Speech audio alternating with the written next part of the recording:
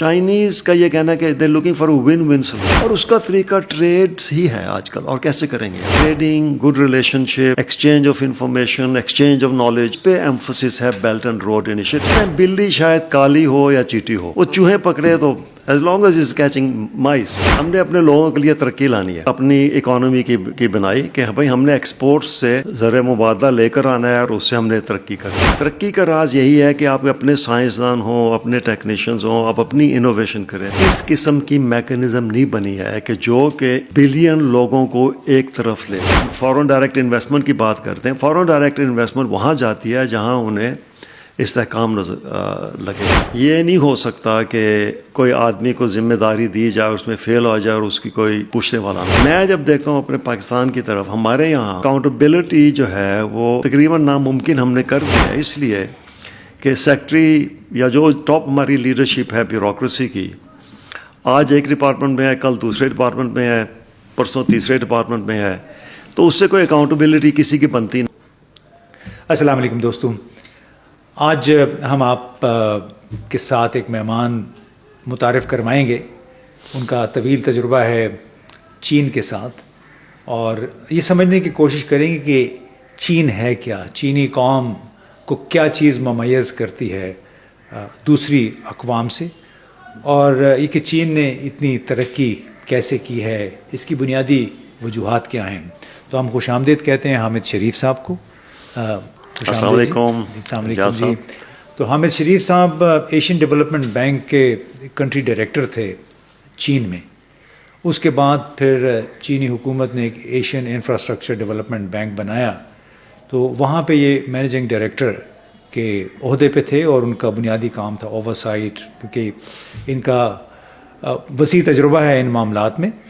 تو تقریباً 10 سال سے زیادہ کا تجربہ ہے چین کا. اندر سے انہوں نے دیکھا کہ وہاں کی بیوروکریسی کیسے کام کرتی ہے، لوگوں کے سماجی زندگی کیسی ہے. تو میں بڑے عرصے سے کوشش کر رہا تھا کہ آپ کو میں پکڑوں اور آپ کے ساتھ چین کی مختلف جو جہتیں ہیں اس کی زندگی کی، اس پہ بات کریں.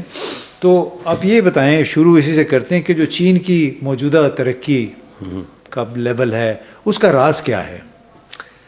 یہ ایسا سوال ہے جس پہ بہت کچھ لکھا ہے لوگوں نے، اور جو سو کول چائنیز ایکسپرٹس ہیں انہوں نے بڑے اس پہ تبصرہ کیا ہے.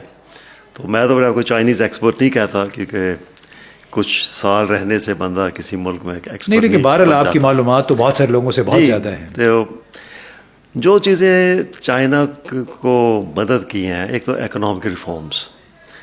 دیکھیے وہ کمیونزم میں تھے تو وہاں سے وہ نکلے. اس میں ڈنگ کی جو ہے بڑا کردار ہے. ڈنگ شاپنگ. تو ماؤ کے دور میں ہی وہ بہت عرصے بعد باہر نکلے ملک سے، اور جب وہ گئے یو ایس اور واپسی پہ فرانس بھی گئے تو ان کی آنکھیں کھل گئیں. انہوں نے کہا جی ہم تو بڑے پیچھے رہ گئے. تو اس نے اسی وقت ہی جو ہے اس کے ذہن میں آئیڈیاز آنا شروع ہو گیا، اور جب وہ لیڈرشپ میں پہنچے تو انہوں نے باقاعدہ اوپننس کو اڈاپٹ کیا. اصلاحات کا سلسلہ انہوں نے شروع کیا. جی ہاں. تو معاشی اصطلاحات کی طرف انہوں نے رجوع کیا. اور اس میں جو ایک بہت ان کی پاپولر فریز ہے، وہ کہتے ہیں بلی شاید کالی ہو یا چیٹی ہو، وہ چوہے پکڑے تو as long as is catching mice. یعنی اس کی اہمیت اسی صورت میں ہو سکتی ہے کہ وہ چوہے پکڑے رنگ سے قطع نظر. تو لہٰذا ہمیں یہ کیپٹلزم ہے یا سوشلزم ہے، اس پہ نہیں ہم نے اڑ جانا.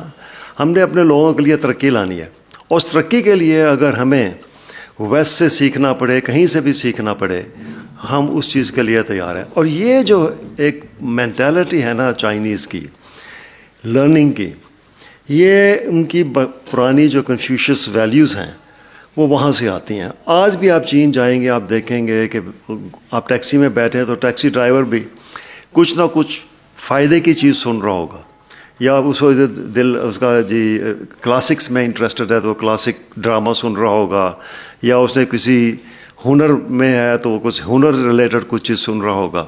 تو یہ ایک بڑی ان کے اندر ہے کہ جی جو علم کی سیکھنے کی جستجو ہے وہ بہت زبردست ہے چینیوں میں. تو ایک تو یہ اکنامک ریفارمز کا تھا. دوسرا انہوں نے ایکسپورٹ اورینٹیشن اپنی اکانومی کی بنائی کہ بھائی ہم نے ایکسپورٹس سے زر مبادلہ لے کر آنا ہے اور اس سے ہم نے ترقی کرنی ہے. پھر انفراسٹرکچر انہوں نے بہت زبردست بنایا. چین نے سب سے پہلے تو انرجی پرابلم اپنا سالو کیا کہ بھئی سستی انرجی ہم کیسے لائیں, اس کے لیے انہوں نے اسٹیپس لیے. پھر سڑکیں, لاجسٹکس, اس کے لیے جو بھی انفراسٹرکچر چاہیے تھا وہ انہوں نے کیا. پھر ان کی رورل پاپولیشن تھی میجورٹی, اب اس کو اربنائز کرنا, کیونکہ اگر آپ سروس ڈلیوری جیسے کہتے ہیں نا, اگر آپ نے تعلیم, سینیٹیشن اور جو سروسز ہیں لوگوں کو, ہیلتھ سروسز, یہ سب دینی ہے, تو اگر آپ ڈینسٹی ہو جائے پاپولیشن کی, اگر بہت کم جگہ پہ بہت زیادہ لوگ رہیں, وہاں پہ یہ سستا اور زیادہ ایفیشینٹ ہوتا ہے. یہ نہیں کہ آپ شہروں کو پھیلا دیں تو پھر سڑکیں بنانی پڑیں گی اور جو خرچہ آپ کا ہوگا سروسز کے لیے وہ بہت مہنگا ہوتا ہے. تو آپ دیکھیں گے کہ جو اربنائزیشن ہوئی ہے چائنا میں, وہ پاپولیشن ڈینسٹی اس میں جو ہے وہ ٹھیک ٹھاک ہے. تو یہ ان کا ایک فیچر تھا. دوسرا ہیومن کیپٹل پہ بہت انویسٹ کیا ہے. یہ تو کمیونزم دور میں بھی ہیلتھ اور ایجوکیشن سروس, اور یہ سارے جو کمیونسٹ ممالک تھے, گو رشیا ہو, U S S R, previous U S S R ہو یا چائنا ہو, تو وہاں پہ آپ دیکھیں گے کہ جو ہیلتھ اور ایجوکیشن انڈیکیٹرز تھے وہ اچھے خاصے تھے. تو اس کا وہ جو بیک بون تھا چائنا کے پاس, اس پہ انہوں نے بلڈ کیا, اس پہ زیادہ انویسٹمنٹ کی. اور اسی سے ریلیٹڈ انہوں نے شروع سے یہ ان کو سمجھ آ گئی تھی اس بات کی کہ بھائی ہم نے انوویشن کرنی ہے. ترقی کا راز یہی ہے کہ آپ اپنے سائنسدان ہوں, اپنے ٹیکنیشینز ہوں, آپ اپنی انوویشن کریں, جدت پیدا کریں. تو آپ دیکھیں ایک زمانہ یہ تھا, لوگ ویسٹ میں کہتے تھے کہ یہ جو ایسٹ کے جو لوگ ہیں نا, یہ چینی, جاپانی, یہ رٹا مارتے ہیں صرف, یہ اور کچھ نہیں کر سکتے. آج آپ دیکھ لیں کہ الیکٹرک وہیکلز میں چائنا کتنے آگے چلا گیا ہے, آئی ٹی کے کئی چیزوں ہیں جس میں آگے چلا گیا ہے, آرٹیفیشل انٹیلیجنس کی ڈپلائمنٹ میں چائنا بہت آگے ہے. تو یہ جو جدت انہوں نے پیدا کی, اس سے وہ ہائر لیول پہ لے کر چلے گئے اپنی اکانومی کو.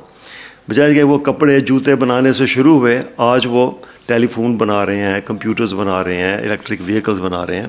تو یہ جو ٹرانزیشن ہے چائنا نے, یہ بڑی کمال کی ہے. تو اس تمام تر پروسیس میں, اس سفر میں, ان کی سیاسی قیادت جو ٹاپ پہ تھی, اس کی ایمانداری اور اس کی ویژن کا کس حد تک تعلق تھا؟ بہت زبردست تعلق ہے. دیکھیں سب سے پہلے تو آپ دیکھیں کہ چائنا کے بارے میں اکثر کہتا ہوں اپنے جو اسپیشلی جو مغرب کے دوست ہیں کہ دیکھیں, لو اٹ اور hate it, Chinese Communist Party جو ہے, میں خیال ہے کہ انسانی تاریخ میں اس قسم کی میکنزم نہیں بنی ہے کہ جو کہ بلین لوگوں کو ایک طرف لے جائے. اس کی سیکرٹ یہ ہے کہ چین میں جو کمیونسٹ پارٹی ہے, بائی پچھلے سال تک ان کی ممبرشپ تھی 98 ملین. اب 98 ملین ان کے ممبرز ہیں, اور لیڈرشپ سینٹرلائزڈ ہے, لیکن سینٹرلائز اس طریقے سے ہے کہ وہ لوکلز کو بہت سپیس دیتی ہے. یہ لوگ اکثر بھول جاتے ہیں کہ وہ اتھارٹیرینزم ان دیٹس اس سینس میں نہیں ہے جس میں کہ ہم جیسے کہ جو communist party of you S S are تھی. اس میں جو لوکل کیڈر ہے اس کو بہت سپیس دیا جاتا ہے, فریڈم دیا جاتا ہے کہ وہ بھی ایکسپیریمنٹیشن کریں. چین کی ایک جو بڑی نمایاں فیچر ہے وہ یہ ہے کہ چائنا کبھی بھی ایک چیز کو ٹاپ ڈاؤن ایک دم نہیں کرے گا. پہلے وہ لیڈر ہوگا, وہ کہے گا جی ہم نے یہ کرنا ہے, اور وہ اپنے جو لوکل لوگ ہیں ان کو سپیس دے گا کہ وہ ایکسپیریمنٹ کریں کہ بھئی ٹھیک ہے ہم نے وہاں جانا ہے, اس کے کیا کیا طریقے ہیں وہاں جانے کے. تو وہ پائلٹنگ کریں گے ہمیں. اور میں نے دیکھا کہ ورلڈ بینک اور ADB سے بھی کئی دفعہ ہمارے سے وہ ایسے پروجیکٹس کرواتے تھے جس میں کہ وہ پہلے ایکسپیریمنٹ کر رہے ہیں کہ بھئی یہ چیز چلنے والی ہے یا نہیں. اگر یہ چلنے والی ہے تو پھر وہ اس کو آگے لے کے رول آؤٹ کرتے ہیں ایز اے نیشنل پالیسی. تو یہ ایکسپیریمنٹیشن لوکلز کے ساتھ, تاکہ لوکل کانٹیکس سامنے آ جائے, یہ ایک بہت نمایاں فیچر ہے ان کی ترقی کا. دیانتداری سیاسی رہنماؤں کی, بالکل بالکل, وہ بالکل ان کی وہ جو آپ کہتے ہیں کہ ان کی ویژن جو ہے وہ زبردست ہے. اور دیکھیں نا لیڈر تو پاکستان جیسے ممالک کو بھی کے پاس ہیں، لیکن وہ ایسے لیڈر ہیں کہ کبھی یا چین کے لیڈروں کی بات کریں، کوئی یہ نہیں کہے گا کہ فلاں نے اتنی جائیدادیں بنا لی، فارم ہاؤس بنا لیے، یہ پلازے بنا لیے، چاہے وہ چیئرمین ماؤ تھے، چو این لائی تھے، چاہے ہو جنتاؤ تھے، ایون شی جن پنگ کے بارے میں بھی کبھی کسی نے نہیں کہا کہ یہ کرپٹ انسان ہے۔ تو آپ سمجھتے ہیں کہ بنیادی طور پہ اگر آپ کو ایک دیانتدار قیادت مل جاتی ہے جس کی اپنی کوئی ویژن بھی ہو، اپنے کھاتے بنانے سے زیادہ وہ قوم کا کھاتا بنانا چاہتے ہیں، تو تبھی اس قسم کی ترقی ممکن ہے۔ بالکل جی، یہ تو بہت گورننس جو ہے کنفیوشس کے ٹائم سے چائنیز ٹریڈیشنل سویلائزیشن میں گورننس اور مورل لیڈرشپ جسے کہتے ہیں، اس کی ایک بہت زبردست ویلیوز ہیں، اور ہمیشہ یہ سمجھا جاتا ہے کہ اگر لیڈر جو ہے وہ صحیح نہ ہو تو قوم تباہ ہو جائے گی، یہ ایک احساس ہے ان کے اندر۔ اور اس سے ریلیٹڈ جو ہے نا ان کے یہاں اکاؤنٹیبلٹی سسٹمز بہت ہیں۔ یہ نہیں ہو سکتا کہ کوئی آدمی کو ذمہ داری دی جائے، اس میں فیل ہو جائے اور اس کی کوئی پوچھنے والا نہ ہو۔ میں جب دیکھتا ہوں اپنے پاکستان کی طرف، ہمارے یہاں دیکھیں اکاؤنٹیبلٹی جو ہے وہ تقریباً ناممکن ہم نے کر دیا ہے، اس لیے کہ سیکٹری یا جو ٹاپ ہماری لیڈرشپ ہے بیوروکریسی کی، آج ایک ڈپارٹمنٹ میں ہے، کل دوسرے ڈپارٹمنٹ میں ہے، پرسوں تیسرے ڈپارٹمنٹ میں ہے، تو اس سے کوئی اکاؤنٹیبلٹی کسی کی بنتی نہیں ہے۔ اور پولیٹیشینز ہمارے وہ بھی آئے دن بدلتے رہتے ہیں۔ اب چائنا میں آپ دیکھیں جو کمیونسٹ پارٹی ہے وہ 1921 میں بنی، 48-49 میں انہوں نے لیڈرشپ پولیٹیکل لیڈرشپ لی چائنا کی، اور آج تک ان کے پاس وہ لیڈرشپ ہے۔ تو اکاؤنٹیبلٹی ہے اور تسلسل ہے، اسٹیبلٹی ہے، یہ بہت ضروری ہے ترقی کے لیے۔ کہ ہم فورن ڈائریکٹ انویسٹمنٹ کی بات کرتے ہیں، فورن ڈائریکٹ انویسٹمنٹ وہاں جاتی ہے جہاں انہیں استحکام لگے کہ بھئی وہاں پہ اسٹیبلٹی ہوگی، پالیسیز ہر روز آئے دن چینج نہیں ہوں گی۔ تو یہ چائنا کے اندر ایک بہت بڑا فیچر رہا ہے کہ انہوں نے کمفرٹ دی ہے فورن انویسٹرز کو کہ بھئی اگر آپ آئیں گے، آپ کے ساتھ جو ہم نے معاہدے کیے ہیں، جو پرومیسز کیے ہیں، وہ اس پہ ہم برقرار رہیں گے۔ یعنی معاہدوں پر عمل درآمد، ان کا احترام، یہ بھی بڑی بنیادی چیز ہے۔ کسی دوسرے ملک میں کیوں آ کے کوئی سرمایہ کاری کرے اگر ان کو اس بات کا یقین نہ ہو کہ جو کچھ انہوں نے معاہدے پہ دستخط کیے ہیں اس کا احترام بھی کیا جائے گا۔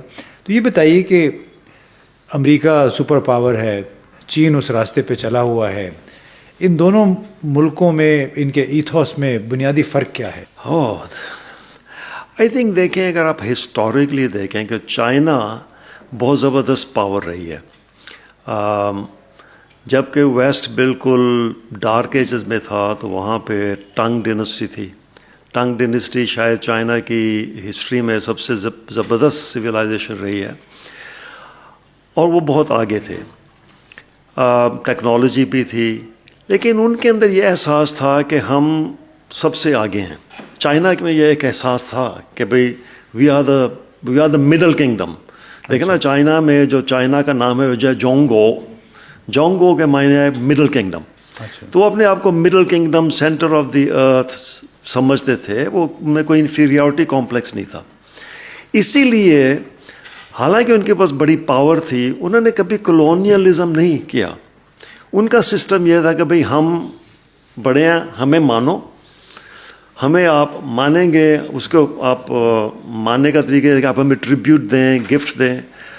اب اسپیشلی اگر آپ دیکھیں ان کی جو نیبرز تھے اس میں ویتنام، کوریا، جاپان، ان کے ساتھ ان کی ریلیشن شپ تھی یہی تھی کہ کورین، جاپانی یا ویتنامی جو لیڈرز تھے وہ جاتے تھے چائنا، ایمپرر کو گفٹس پیش کرتے تھے، حالانکہ اس کے عوض میں وہ ان کو اس سے زیادہ گفٹس دیتا تھا، تحفے دیتا تھا، اور ان کو پھر ٹریڈنگ کی اجازت دیتا تھا چائنا کے ساتھ۔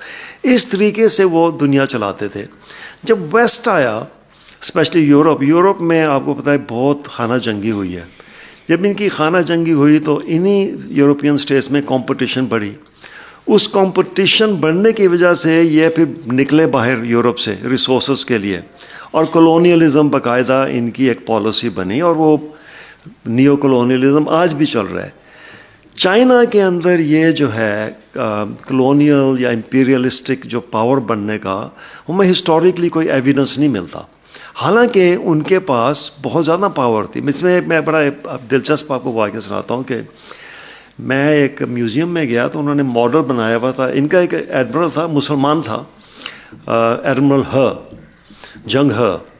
जंग ह वो था जिसने कि चाइनीज़ एडमिरल था नेवी का, वो शिप्स लेके वो अफ्रीका तक पहुंचा हुआ था, अरब ममालिक में भी गया, इधर इंडोनेशिया, फिलीपींस, अफ्रीका तक गया वो।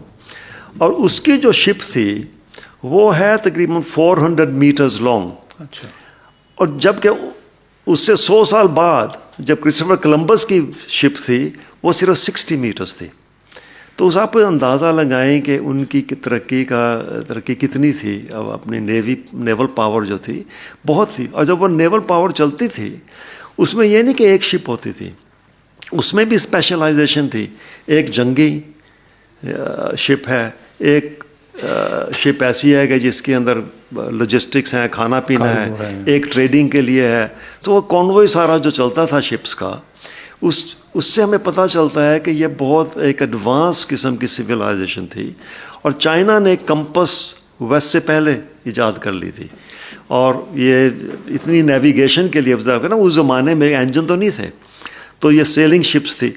तो उनके पास जो सेलिंग शिप्स की टेक्नोलॉजी थी वो वेस्ट से बहुत सुपीरियर थी, लेकिन उन्होंने कॉलोनियलिज्म नहीं किया। अच्छा, ये आपका बड़ा ज़बरदस्त पॉइंट है जो कॉलोनियलिज्म की बात करते हैं। जिस तरह बरतानिया ने, हॉलैंड ने, फ्रांस ने दूसरे मुल्कों में जाके लोगों को ग़ुलाम बनाया, हमारा खुद इंडियन सब कॉन्टिनेंट। तो ये जो है डिसइंक्लिनेशन टू कॉलोनाइज, तो आप ये जो देखते हैं कि एशियन इंफ्रास्ट्रक्चर डेवलपमेंट बैंक या बेल्ट एंड रोड इनिशिएटिव, क्या ये भी उसी सोच का एक इजहार है कि आप माली वसाइल के ज़रिए, इक़्तिसादी इमदाद के ज़रिए, ताउन के ज़रिए अपना सुर नफूस फैलाएं, ना कि बंदूक और तोपों के ज़ोर पे? बिल्कुल इम्तियाज़ साहब, ये बहुत अहम नुकता है कि कन्फ्यूशन वैल्यूज़ में हार्मनी जिसे कहते हैं, अपने उर्दू में आप क्या कहेंगे, हार्मनी, हमआहंगी की एक बहुत अहमियत है। वो कहते हैं कि जनाब सबसे पहले तो अपने आप को सीधा करो, कल्टीवेट योरसेल्फ, फिर अपनी फैमिली को रेगुलेट करो, फिर अपनी स्टेट को चलाओ ताकि दुनिया में अमन हो। ये बाकायदा कन्फ्यूजन वैल्यू है। और मैं समझता हूँ कि ये जो बेल्ट एंड रोड इनिशिएटिव है, जाहिर बात है इसके लिए चाइना का फ़ायदा है। ये कोई भी अपने मतलब के बगैर काम नहीं करता, अपने मतलब का कोई नहीं करता, लेकिन यह है कि चाइनीज़ का ये कहना है कि they looking for win win solution, कि हम भी जीतें, आप भी हमारे साथ जीतें, हम राइज़ करें, आप भी हमारे साथ राइज़ करें। और उसका तरीका ट्रेड्स ही है आजकल। और कैसे करेंगे आप? Trading, good relationship, exchange of information, exchange of knowledge, ये सारी जो चीज़ें हैं उस पे एम्फोसिस है बेल्ट एंड रोड इनिशिएटिव का। अब उसको रंग दिया जाता है और वो आई थिंक दैट्स पॉलिटिक्स। लेकिन अगर आप प्योरली देखें कि इसके बेनिफिट्स क्या होंगे, इसके ट्रिमेंडस बेनिफिट्स होंगे कि अगर मुख्तलिफ ममालिक आपस में ट्रेडिंग शुरू कर दें। देखें ना, यूरोप ने क्या सीखा है। यूरोप ने 2 जंगें की, वर्ल्ड वॉर्स की, उसके बाद इन्होंने यूरोपियन यूनियन बनाया। यूरोपियन यूनियन क्यों कामयाब रहा है? वो कामयाब इसलिए रहा है कि उन्होंने इकोनॉमीज़ को इंटरलिंक कर दिया। जब आप इकोनॉमीज़ को इंटरलिंक कर देते हैं तो जंग का ख़तरा जो है वो कम हो जाता है। इसी तरीके से अगर बेल्ट एंड रोड इनिशिएटिव कामयाब होता है, मुल्क आपस में ज़्यादा तजारत करते हैं, एक दूसरे के साथ ज़्यादा मिलते हैं, उनकी रिलेशनशिप ज़्यादा स्ट्रॉन्गर होती हैं, तो इससे जंग का ख़तरा जो है वो बहुत कम हो जाएगा। जबकि वेस्ट में हम देख रहे हैं कि इसके बरक्स, वो पहले तो बड़ी ट्रेड की बातें करते थे, WTO उन्होंने बनाई, लेकिन आज अफसोस से कहना पड़ता है कि वो ट्रेड बैरियर्स उठा रहे हैं मुख्तलिफ़ किस्म के, और ये जो है इससे जो है जंग के ख़तरे बढ़ते हैं। अच्छा, उसमें मुनाफ़क़त भी और मसलहत भी बहुत ज़्यादा आ गई है ना। जैसे हम एशियन इंफ्रास्ट्रक्चर डेवलपमेंट बैंक की बात कर रहे थे, तो इसके हवाले से भी मुख्तलिफ़ किस्म की अफवाहें फैलाते रहे, या डिसइंफॉर्मेशन भी जिसको कहते हैं, कि ये तो वर्ल्ड बैंक या जो एशियन डेवलपमेंट बैंक है उसके मुकाबले में इन्होंने یہ ایک بینک کھڑا کر دیا ہے. تو آپ کیا سمجھتے ہیں کہ یہ واقعی ان کے مقابلے پہ کھڑا کیا گیا ہے یہ بینک چین میں، یا پھر اس کی بنیاد جو ہے وہ ایک وہ فلاسفی ہے، وہ چائنیز اسپرٹ جو ہے کہ آپ دولت کی تقسیم اور سرمایہ کاری انصاف کی بنیاد پہ کریں تاکہ جو ون ون آپ نے بات کی کہ سب کو اس کا فائدہ ہو؟ لیکن جیسا یہ بینک اناؤنس ہوا تھا تقریباً اکتوبر 2012 میں، شی جن پنگ صاحب جکارتا گئے تھے، وہاں انہوں نے اناؤنس کیا کہ وہ AIB چائنا لیڈ کرے گا. اس سے پہلے اگر آپ 4-5 سال پہلے ورلڈ بینک کی میٹنگز میں دیکھیں گے، جو گورنرز کی میٹنگ ہوتی ہیں ہر سال، چائنا کو جو گورنر ہے وہ مسلسل کئی سالوں سے کہہ رہا ہے کہ بھائی کیپٹل بڑھائیں، یہ کہ جو پیسہ ورلڈ بینک یا دوسرے ملٹی لیٹرل ڈیولپمنٹ بینکس ہیں ADB کی طرح، وہ کافی نہیں ہے. اور جو انڈیپینڈنٹ ایسٹیمیٹس ہیں، فار ایگزامپل ADPI انسٹیٹیوٹ ہے ایک ٹوکیو میں، ان کے اپنے ایسٹیمیٹ ہیں کہ، اور یہ صرف ایشیا کے لیے تھے، کہ ایشیا کو اس وقت 2012 میں $1.2 ٹریلین پر ایئر چاہیے. اچھا، جبکہ ورلڈ بینک اور ADB مل ملا کے مشکل سے 100 بلین اس وقت کر رہے تھے. تو اشد ضرورت تھی کہ ڈیولپنگ کنٹریز کے لیے کیپٹل اور آئے، پیسہ اور آئے. وہ پیسہ ویسٹ نے بہت، مطلب چائنا اکیلا نہیں تھا، چائنا، انڈیا، یہ برکس کنٹری جو ہیں، یہ مسلسل آواز اٹھاتے رہے کہ بھائی آپ ریفارم کریں ورلڈ بینک کو، لیکن ان کی نہیں سنی گئی. جب نہیں سنی گئی تو جو ایک بڑا فیمس ماؤ کا کوٹ ہے کہ then we'll make our own kitchen. So چینیوں نے کہا کہ ٹھیک ہے، پھر ہم اپنا بینک بناتے ہیں. تو انہوں نے اس اسپرٹ میں یہ بینک بنایا ہے. اب اس کو آپ ایک کمپٹیشن سمجھیں، میں نہیں سمجھتا کہ وہ کوئی کمپٹیشن ہے، بلکہ انفیکٹ اگر آپ ریالٹی دیکھیں، AIB تو 50% آپریشن کو فائنانس کرتا ہے ورلڈ بینک اور ADB کے ساتھ. تو ان کے ساتھ ہم آہنگی میں وہ چل رہا ہے، اور اس نے جو اپنے لیے جو پروسیجر سٹینڈرڈز اسٹیبلش کیے ہیں وہ بھی انہی بینکوں سے ملتے جلتے ہیں. اسی لیے ان بینکوں کے لیے AIB کے ساتھ کام کرنا بہت آسان ہے، اور یہ بہت ہیلتھی ریلیشن شپ ہے. بلکہ میں سمجھتا ہوں اس وقت دنیا میں، جب کہ ہم دیکھ رہے ہیں کہ ملٹی لیٹرلزم جسے کہتے ہیں وہ انڈر چیلنج ہے، ایک جگہ جہاں پہ وہ ابھی بھی چل رہا ہے اور اچھے طریقے سے چل رہا ہے وہ AIB ہے. وہاں پہ یورپین بھی بیٹھتے ہیں بورڈ میں، اور چائنیز اور ڈیولپنگ کنٹریز بھی اکٹھی بیٹھ کے حل کرتے ہیں مسئلے. تو چلیں، یہ بڑی زبردست بات ہے. ہم شکریہ آپ کا. اور بنیادی طور پہ دوستو، آپ نے حامد شریف صاحب کی باتیں سنی، اور ہمارا مقصد اس کا یہ تھا کہ جو ہزارہ سال پرانی ایک تہذیب ہے اس کی اساس کیا ہے، چائنا اسپرٹ کیا چیز ہے، ون ون کوآپریشن کی وہ بات کرتے ہیں، یعنی تعاون کا ایک جذبہ ہے، باہمی فائدہ، یعنی فائدہ سب کو ہونا چاہیے جب ہم مل بیٹھتے ہیں، تجارت کرتے ہیں، کاروبار کرتے ہیں. اور یہ کہ چین کی ترقی کا راز جو ہے وہ ایک تو یہ کہ آپ نے انسانی وسائل کو ترقی دی، ٹریڈ پہ ترقی دی، لیکن اس کے ساتھ ساتھ ظاہر ہے اس پورے پروسیس کو کسی نے لیڈ تو کیا ہے. وہ لیڈ کیا ہے کمیونسٹ پارٹی کے رہنماؤں نے، اور وہ رہنما بذات خود بڑے ایماندار لوگ تھے. ان کی اپنی ایک ویژن تھی جس کی وجہ سے آج انہوں نے چین کو امریکہ کے تقریباً ہم پلہ لا کے کھڑا کر دیا ہے. تو بڑا ضروری ہے، رول آف لا بھی ضروری ہے، ٹاپ قیادت کی ایمانداری بھی بہت ضروری ہے. اس کے بغیر قوموں کی ترقی بڑی مشکل ہوتی ہے. بہت بہت شکریہ.